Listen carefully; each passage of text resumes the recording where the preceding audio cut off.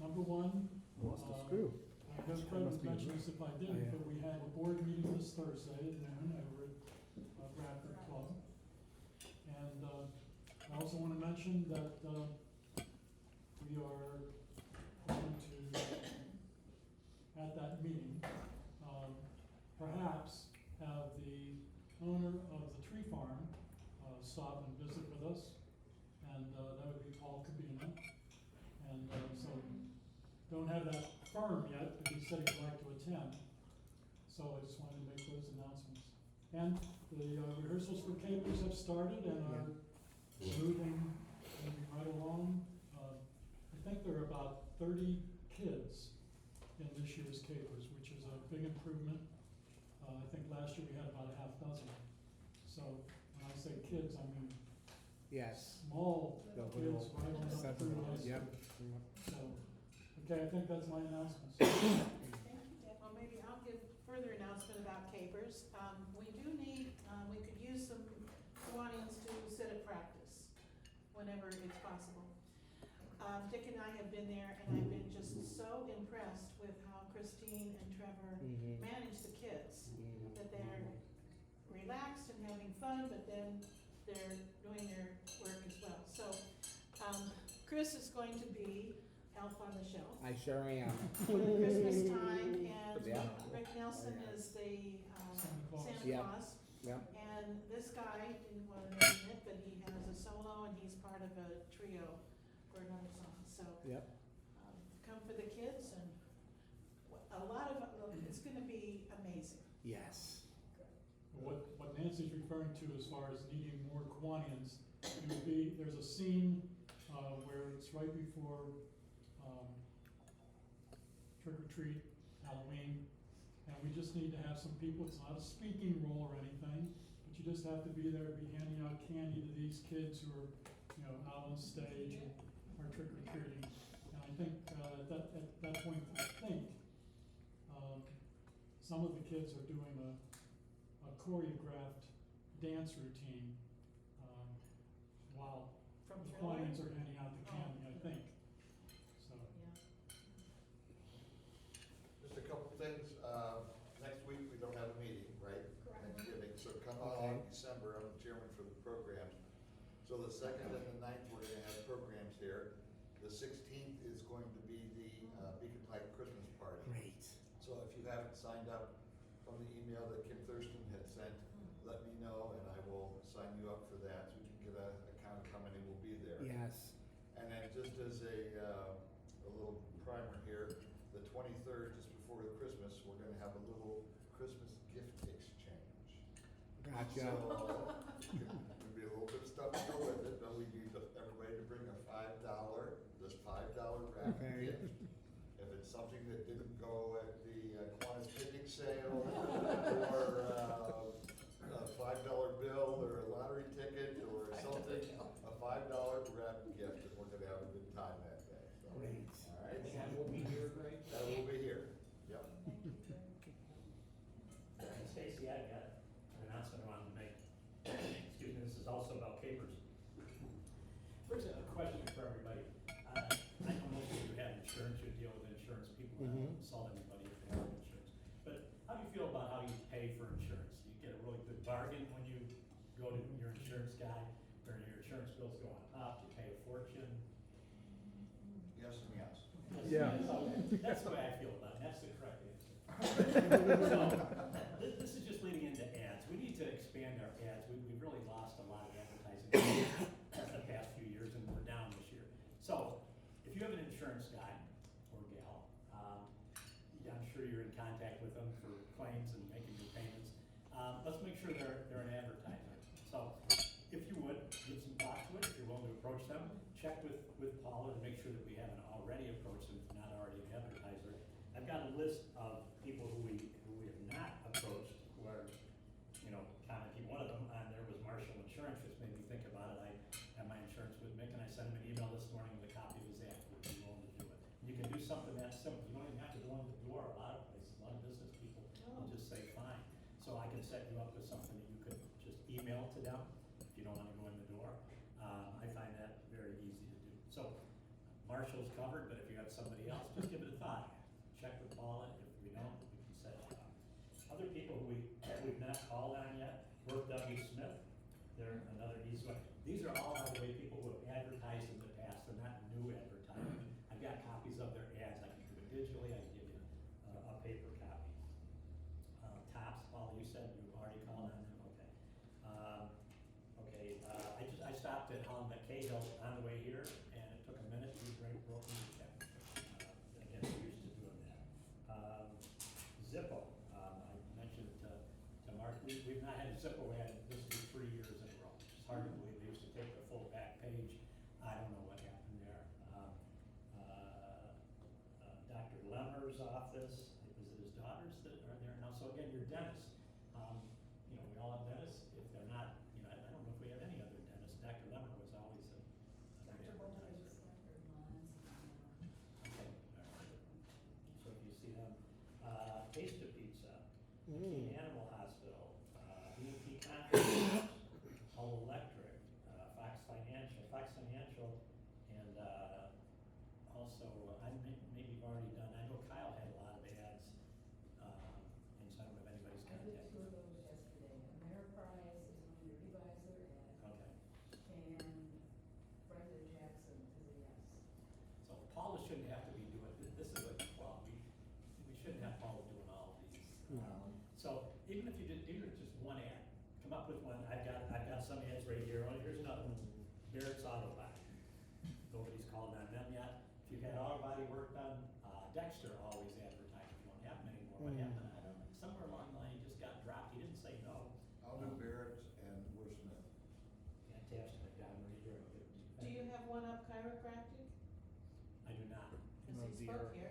okay, I actually, I'm gonna see him tomorrow morning. I'll talk. Okay, okay, why And not? I work with Mike Wilt, so I'll do Taste of Pizza too. fantastic, yes, okay, good, thank you, everybody, appreciate that, so Okay, give some thought to it, but if you're yeah. ambitious, Paula's got ads that I'm sure she would allow you to do, so, great, thank you very much. Pat, you know who the contact was at Zippo? I- Yes, out of the store. Kyle, what's his name? Okay, I'll take that one too then.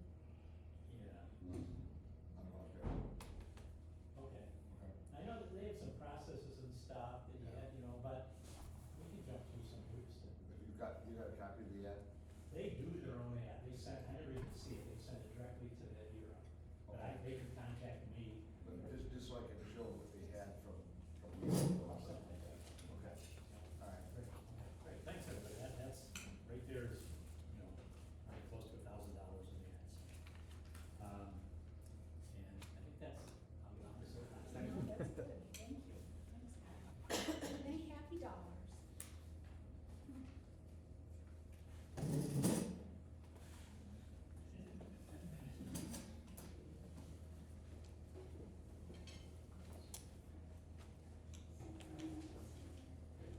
Well, before I give my first happy dollar, I'm gonna ask for a formal introduction. Oh. We haven't had a formal introduction yet.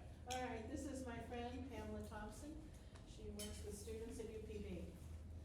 Okay, She's a good friend. awesome. Welcome, Pam. It would be Awesome. wonderful to have a nice contingent from UPB again Yeah. a few years ago. And you have a slight connection with UPB? Just a little. Has to do with more with this kind of stuff now, but yeah, stuff on campus. So anyway, welcome, Pam. We hope that you consider a membership. And the second dollar is just, it's a busy time in Kiwanis. Boy, there's a ton of stuff going on. Cheers. And it's great to hear about capers and moving forward. And Yes. Yvonne and I are ready to jump in with both feet as soon as we get a few things cleaned up, like the Kiwanis budget and the Kiwanis bylaws and a few of those other things we're working on. Those little Yep. things. Any other, you go ahead, I'll finish up and then I'll do keep the that. happy dollars. Okay. Well, let me go around the post here. Okay, happy dollar. There are many things I'm happy about, but I'm especially happy to have Patrick here today. He was kind enough to take Paul Cabina and me on a walking instructional tour of our tree farm. And I got to see for firsthand what red rot is, which is destroying some of our black cherry trees out there. So it's great to have him here. He's been a fantastic resource for us. Well, my happy pen here goes along with that, because I believe I'm the only one here that ever met Sven Rondum. Oh, no, I grew up with Sven. Oh, yeah, all right. I knew his kids. I should have known you to have a one-up on me. But anyhow, he was the Kiwanian that convinced the management of Kendall to enter into our 100-year tree farm agreement.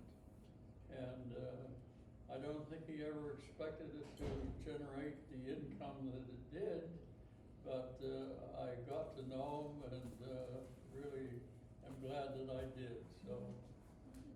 Oh, yeah.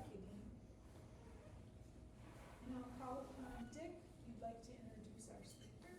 Okay, I can do that. You went up there. Yeah, that's right. Okay, well, as I've already said, it's a really great thing to have Patrick here today. And he's going to inform us more about our tree farm. It may be ours in name, or we're sharing it now with Paul Cabina, I think since 2017, I believe, is when he became involved.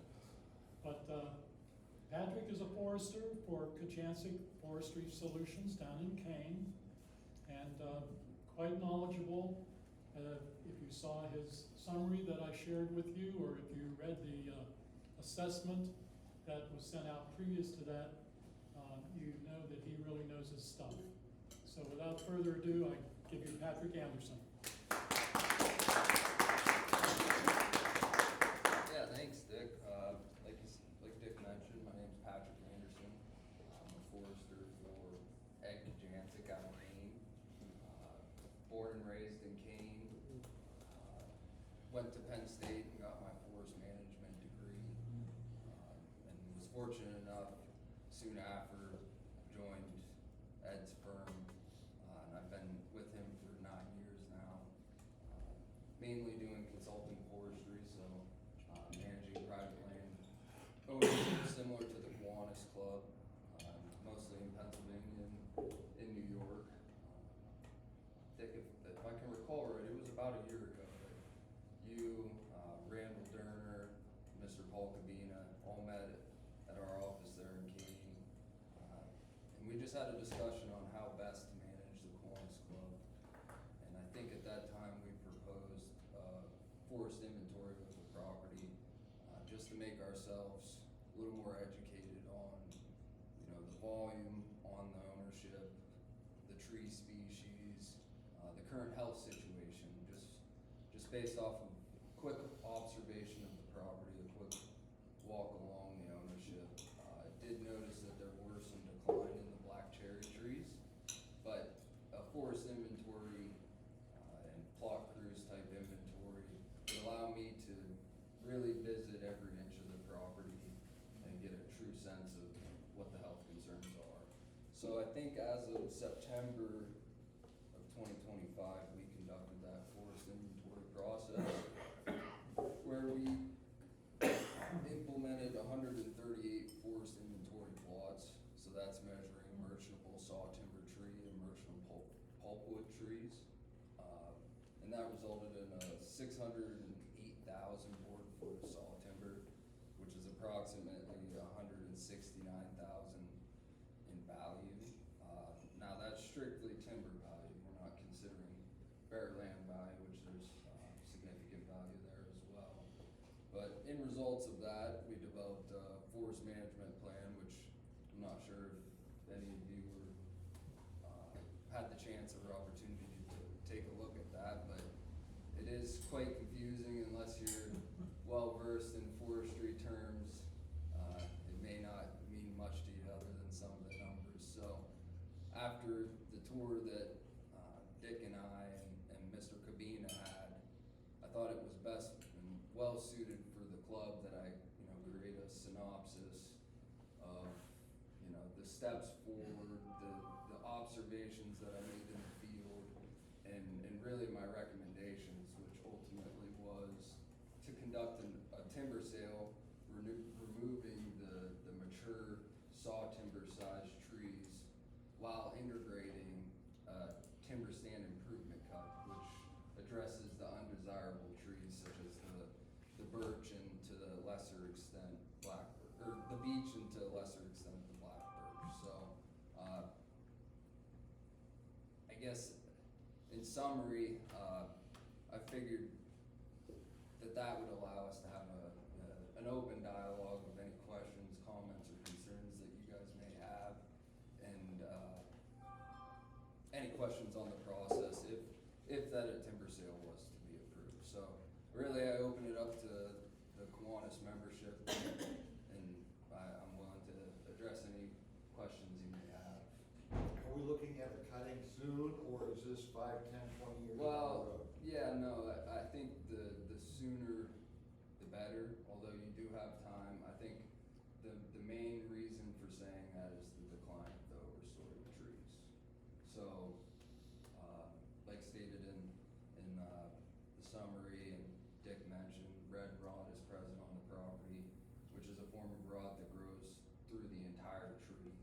So we have that. We have decline in the cherry tops, which there's top dieback. You'll see, the main canopy doesn't look healthy, and that can be contributed to many factors such as environmental. They contributed to the Clean Air Act. We've received less acid rain from all the mines and coal burning in Ohio, which cherry likes acidic soil, and that's why we were able to establish the beautiful cherry that we did. So, what would you like, acid rain or decline in cherry trees? So, Are all the cherry trees, black cherry, affected there, or is there just a stand of them? Or? it seems like almost our entire region. I mean, if you go through the exact Forest Service, and another factor that I should mention is that black cherry is more of an early successional tree. And when I say that, if you think of a farm field that's abandoned and trees are going to start growing, black cherry is one of those trees, along with like something like an aspen. And really, their life cycle is anywhere from 100 to 125 years old. So at the turn of the century around here, we essentially clear-cutted our entire ownerships, and that was the result. It was the black cherry tree came back in response. So I think that it's just reached that point of maturity, and really biological maturity, that if something's not done in the next 5 to 10 years, that there's going to be a significant mortality event. And if I understand correctly, if we wait, then those cherry trees that are in decline now will be basically worthless. Yeah, worthless So or the value's gonna salvageable. really go down as they get in worse and worse shape. Absolutely. And the price of black cherry at this time is not the greatest, and it hasn't actually recovered ever since 2008, and really since you guys have had your harvest in, I believe it was 1990. You guys ended up capturing a market at its all-time high, and it's since declined significantly. For what we have on the tree farm, what value of trees? Black cherry, walnut, maple, pine? You mean like the percentage wise? No, dollar amount. I don't have that here in front of me, but I can. But as far as being It able would to sell, be- what sells, what brings the most price? The value, the highest value Yeah. species. It would probably be a tie between black cherry and soft maple. But you rewind 1998, black cherry's going for $2 a foot, soft maple's going for 20 cents a foot. So now they're about even at 50 cents a foot. Yeah, it's really alarming. But I mean, with the crash of the housing market, it affected a lot of our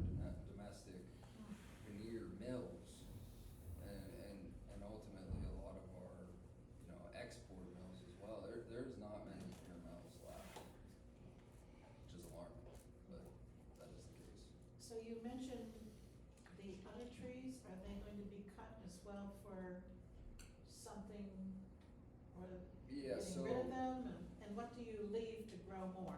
So, in result of that 1998 harvest, we developed a two-age forest structure. So you have your mature trees that are roughly 125 years old, and then you have your regenerated forest class that's roughly 30 years old in response to that harvest.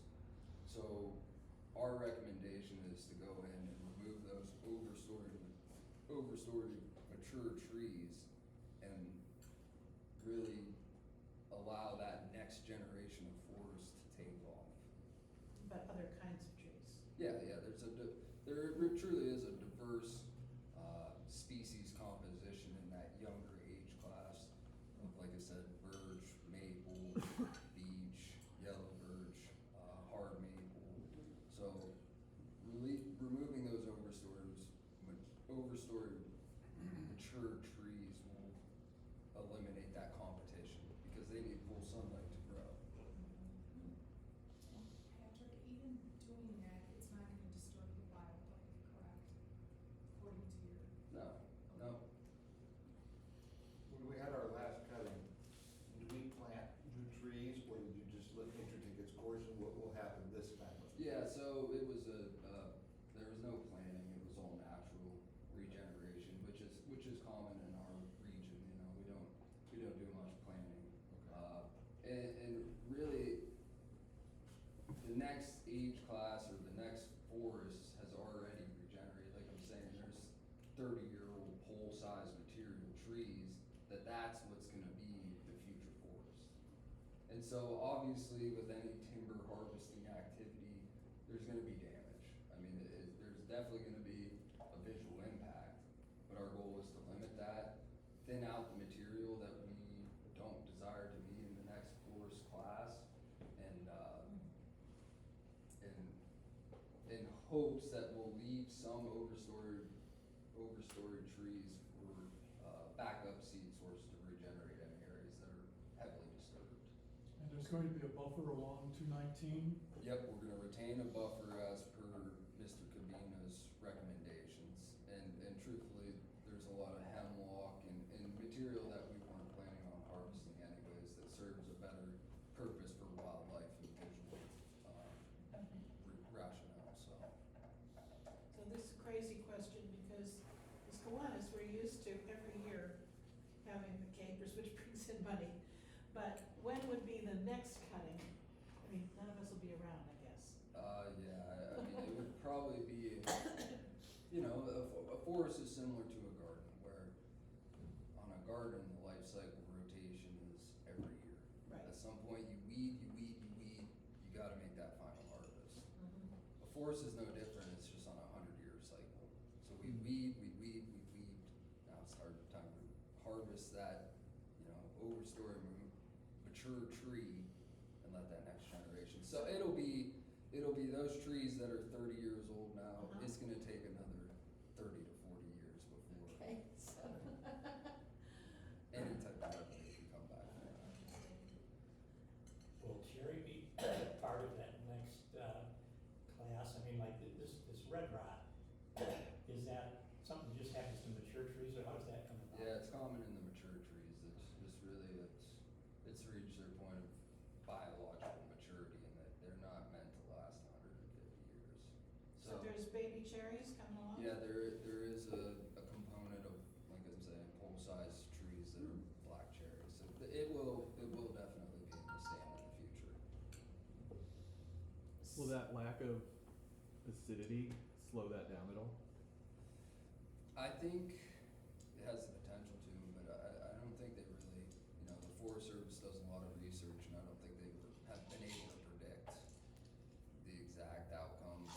And they're not even really saying that the lack of acid rain is the reason, but our soils are becoming more neutral. So it's kind of definitely a correlation. Weird thing to have issue with. So maybe this is for Dick to inform, especially people who haven't been around for a while, and that include me. What have we gotten from the tree farm in the past not that many times, and how much, and where did it go, and how much is this gonna be, and where's it gonna go? Money. You expect me to have all those No, answers? just basically, so back in the 1950s is when Sven Rondum and some other people started this, and. Right, and I think they had a couple cuttings prior to the 1998 one, I think. But they were smaller cuttings, if I remember correctly.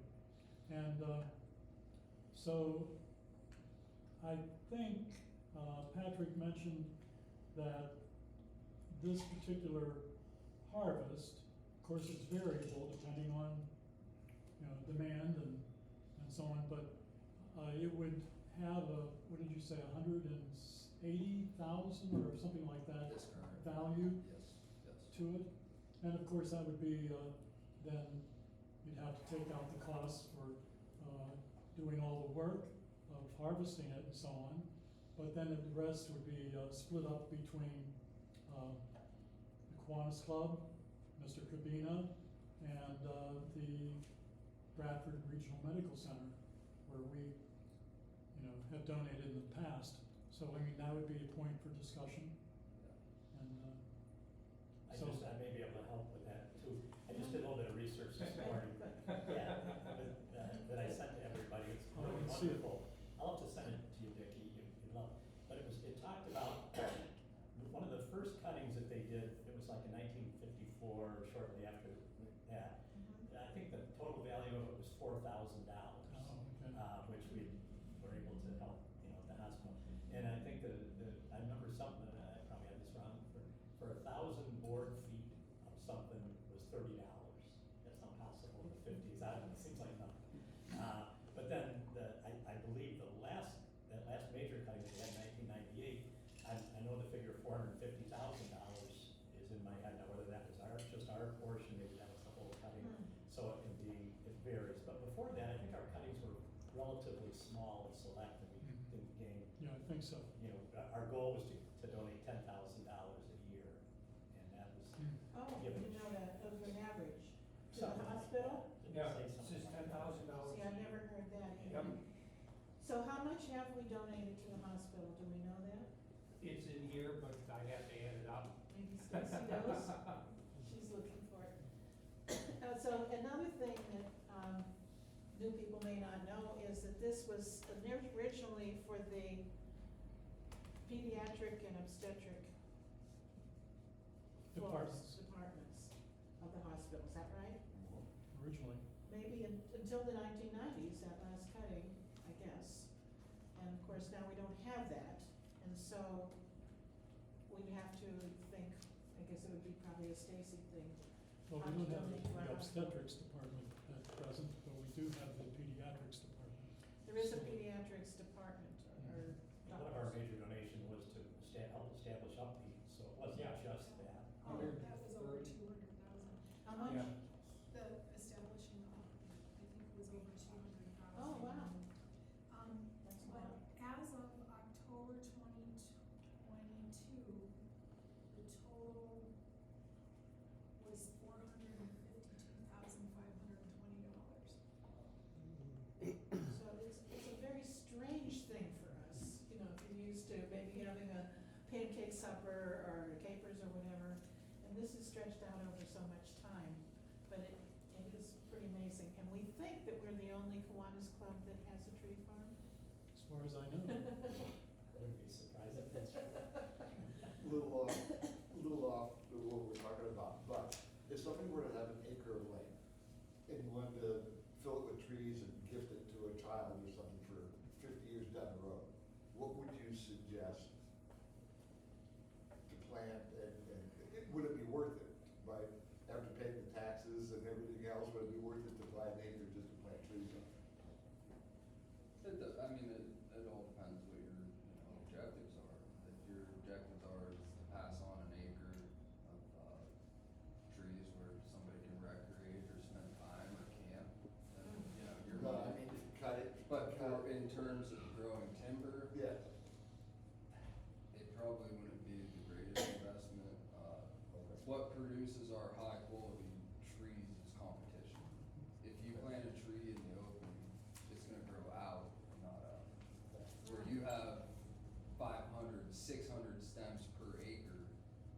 all competition, and they're gonna go straight up. There's gonna be, at some point, there'll be a mortality event where the dominant tree establishes its canopy and the rest of them don't get any sunlight, so that's kind of what pushes the timber up. Okay. So, We had a forester, I think it was a forester one time go through our land, we were thinking the same thing, we were gonna plant walnuts. But basically, his advice, which you probably would agree with, is to thin out the stuff that's not good. yeah. And what you have there, that's maybe like the pole trees or whatever, have that grow. And so our brilliant idea of planting a whole bunch of walnut trees was not a thing. And I guess walnut's not really that And walnuts- desirable by the nobody public wants anymore, walnut so. Maybe Well, they'll come walnut back. is still in. Oh, is it? State Oh, of it. okay. Yeah, that's a money tree for sure. Okay, And oak? Oak is doing okay. It's not, but China is one of the bigger, demands for oak. but there's almost no oak on our tree No, farm. no, I don't think I found one. Oh, labeled. And so the trees that are coming along that will be good in 30 or so years are more of the cherry, maybe? No, No, I would say. they're different ones, Yeah, different there's species. a diverse species composition.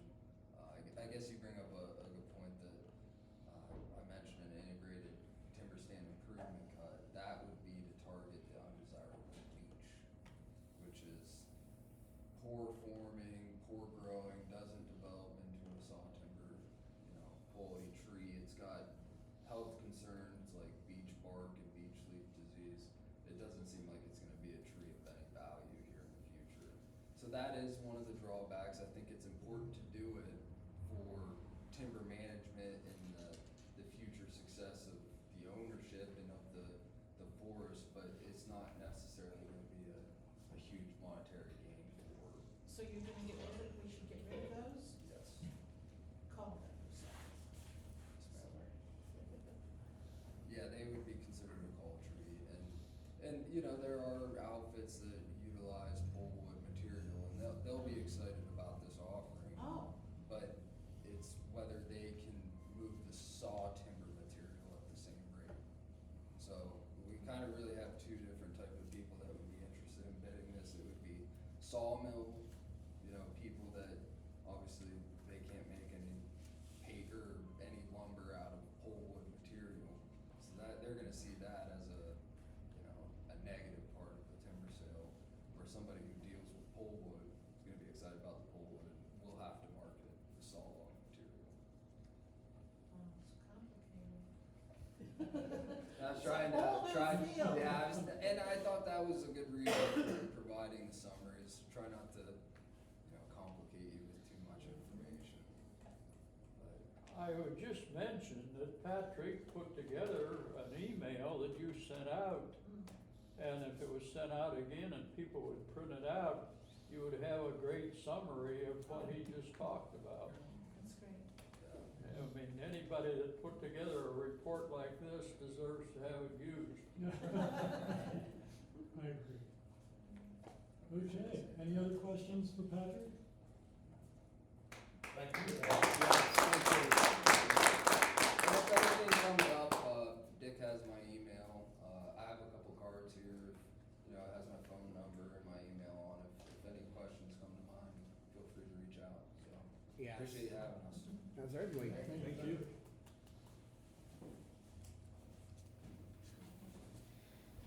Stacy? I have my jacket on. Thank you, Patrick. That was very interesting. So next week, no meeting. Do we have a 50/50 winner? Yes. We have $202.17 cards remaining. The last four numbers are 4366. All right, fantastic. Yeah. Good. Awesome. I would hope that he doesn't win because they Oh, talk. yes. Well done. Oh, yeah. Good boss. Good boss, yeah. We gotta draw a card. Supposed to get the king of hearts. Yeah, king of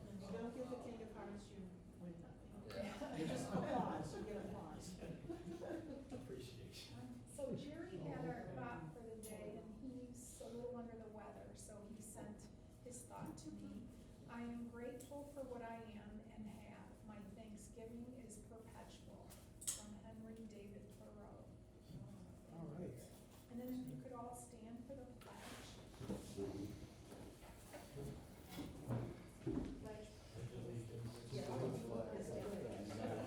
Pledge allegiance to the flag of the United States of America and to the republic for which it stands, one nation, under God, indivisible, with liberty and justice for all. Let us pray. Lord, we give thanks for this time together and for the chance to serve others through Kiwanis. May the ideas shared and the friendships strengthened today inspire us to act with kindness and purpose. As we leave, help us to see opportunities to lift others up and to make our community a better place for all. Amen. Amen. Oh, and if you happen to be on the tree farm committee, I'd like to meet with you just maybe for 3 minutes, just to get your thoughts about, you know, what we need to do. Thank you, guys. Yeah. Thank you, Patrick. You too, Chris.